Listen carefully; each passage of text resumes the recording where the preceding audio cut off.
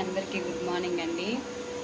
నేను మా బాబుని హాస్టల్లో చేర్పించానని చెప్పాను కదా, గురుకుల పాఠశాల. నేను చూడడానికి వెళ్ళాను.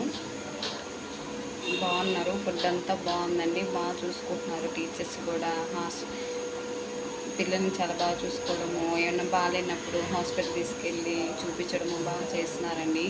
కాకపోతే నిన్న ప్రిన్సిపాల్ అందరూ చెప్పి బాధపడ్డారండి. ఎందుకంటే మాకు పైన నుంచి అమౌంట్స్ రావడం లేదు, కనీసం పిల్లలకి తాగేదానికి నీళ్ళు కూడా సరిగ్గా రావట్లేదండి. అక్కడ మామూలు కుళాయి నీళ్ళు అయినా కూడా ఆ కుళాయి నీళ్ళు కూడా రావడం లేదంట అసలుకి.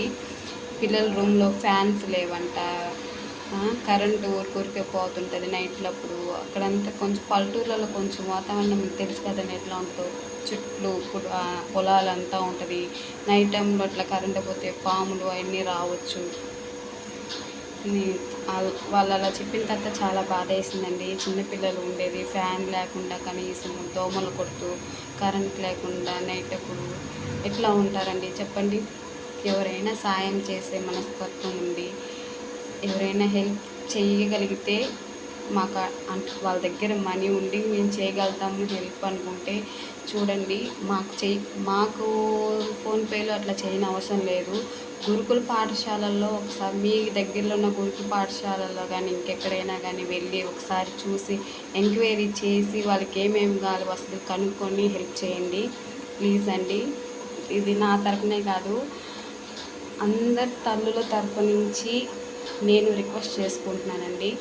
ప్లీజ్ అండి, అర్థం చేసుకోండి. ఎవరైనా చిన్న సాయమైనా చాలండి. వాళ్ళకి ఒక్కొక్కరు ఒక్కొక్క హెల్ప్ చేస్తే అది ఇంకా మంచిది కదండి.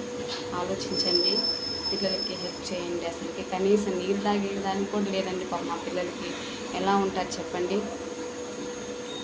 ఈ వీడియోని అందరికి షేర్ చేయండి, ఓకేనా? అందరికి షేర్ చేయండి, లైక్ చేయండి. ఎవరైనా సాయం మేము చేయగలం అన్న వాళ్ళు ముందుకు రండి. మాకు చేయనక్కర్లేదు, మీరే డైరెక్ట్గా గురుకుల పాఠశాలకు వెళ్ళి కనుక్కొని వాళ్ళకి ఏం అవసరమో అవి కనుక్కొని చేయండి. థ్యాంక్స్ అండి.